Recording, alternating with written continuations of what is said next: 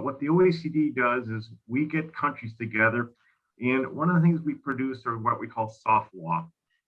In this context, we should consider the recommendation of the OECD Council for Responsible Innovation in Neurotechnology. It was passed at the end of 2019, and it really represents the first international instrument in this field. This event is part of a series of workshops and events that set out to support adherents to implement the recommendation.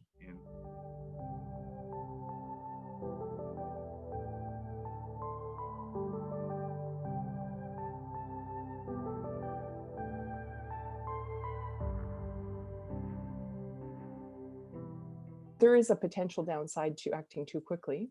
And of course, acting too slowly, you get reality on the ground. It's hard then to disrupt patterns that are established. Oftentimes, regulatory is regarded as something that is blocking innovation. Here, we think it is the opposite. We think we need to engage with regulatory science in order to surface early the regulatory pathways for these new technologies.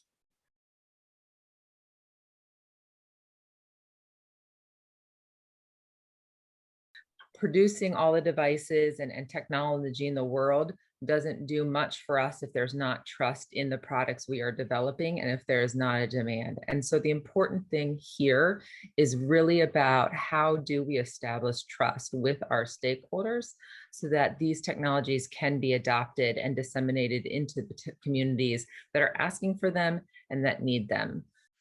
People think that citizens don't care about governance and regulation. And this is not true. I think it was really interesting to see this with COVID, that clearly trust in the approvals process and the trustworthiness of the approvals process for the vaccines has been as important as trust in the vaccines themselves for hesitancy.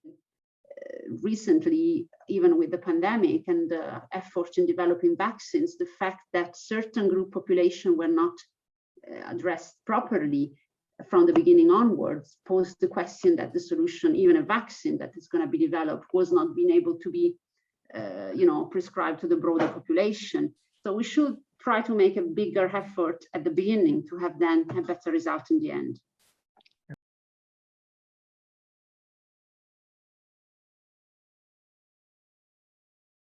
So through introducing the principles and introducing the information from soft law instruments in the development of standards, we can have this continuity between these instruments. Then we can identify which standard, which instrument can help to empower these developers to be responsible and at the same time be efficient and have a fast translation of their technologies. I see an important series of elements in the recommendation that echoes the human rights concern which guided the actions foreseen in the Strategic Action Plan on Human Rights and Technology that was launched in 2020 by the Intergovernmental Committee on Bioethics at the Council of Europe.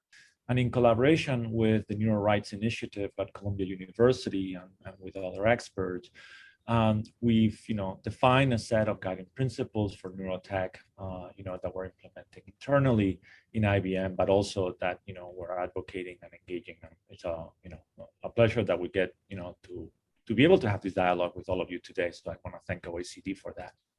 The neurotech recommendation seeks to provide governments and innovators with guidance at each step of the innovation process, help steer the responsible development of these technologies.